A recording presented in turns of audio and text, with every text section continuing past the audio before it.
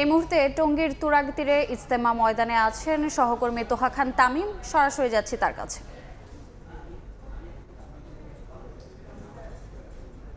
বিশ্ব ইজতেমায় জোহর নামাজ আদায়ের পরে এখন বক্তব্য প্রদান করা হচ্ছে কেন্দ্রীয় মঞ্চ থেকে, এবং পাকিস্তানের একজন শীর্ষ আলেম মাওলানা জিয়াউল হক তিনি উর্দুতে বয়ান করছেন, যেটি বাংলায় তর্জমা করে দিচ্ছেন বাংলাদেশের একজন শীর্ষ মুরব্বী, শীর্ষ আলেম মাওলানা নুরুর রহমান।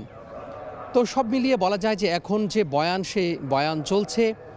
এরপরে আসরের নামাজ পর্যন্ত এই বয়ান চলবে, অর্থাৎ কোরআন এবং হাদিস থেকে যেই আলোচনা, সেই আলোচনা আসরের নামাজ পর্যন্ত চলবে। আসরের নামাজের পরে একজন বাংলাদেশের শীর্ষ আলেম, অর্থাৎ বাংলাদেশ যে কাকরাইল মসজিদের আলেম, তিনি বয়ান করবেন, চলবে মাগরিব নামাজের পর্যন্ত। মাগরিব নামাজের পরেই দিল্লি মার্কাজের শীর্ষ মুরব্বী মাওলানা আহমদ লাট তিনি বক্তব্য প্রদান করবেন।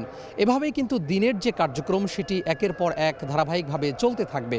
ঠিক আমার পেছনে এই মুহূর্তে বেশ কড়া রোদ উঠেছে, এবং রোদের যে কিরণ সেটি আসলে বেশ কড়াকড়িভাবে ছড়াচ্ছে।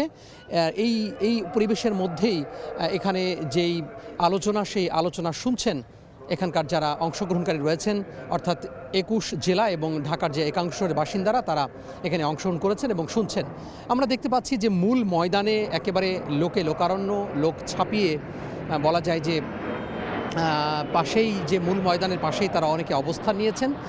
পাশাপাশি আমরা গতকাল থেকেই দেখেছি যে গতকাল আখেরি মোনাজাত হওয়ার পরেই যে দ্বিতীয় ধাপের যে আয়োজন, সেই দ্বিতীয় ধাপের আয়োজনে অংশ নেওয়ার জন্য 21 জেলাসহ অনেকেই কিন্তু চলে এসেছিলেন, এবং আজকে সকালে অনেকে এসেছেন।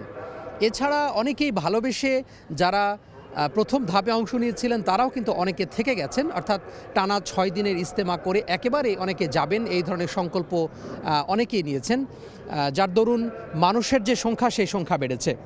এছাড়া পুলিশের পক্ষ থেকে নানা ধরনের যে প্রস্তুতি প্রথম ধাপের জন্য নেওয়া ছিল সেটি এখন অব্যাহত রয়েছে, এবং নিশ্ছিদ্র যে নিরাপত্তা, সেই নিরাপত্তা ব্যবস্থা বিধান করা হয়েছে এখানে।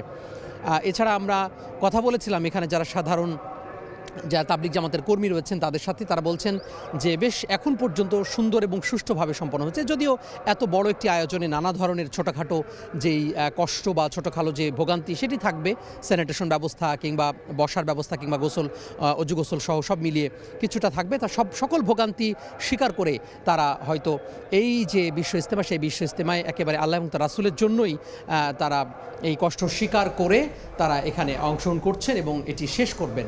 তো আগামী বুধবার আখিরি মোনাজাতের মাধ্যমে শেষ হবে এই আয়োজন। এই ছিল বিশ্ব ইজতেমা টঙ্গী থেকে আমার হাতে সবশেষ। সরাসরি যুক্ত ছিলাম বিশ্ব ইজতেমা ময়দানে।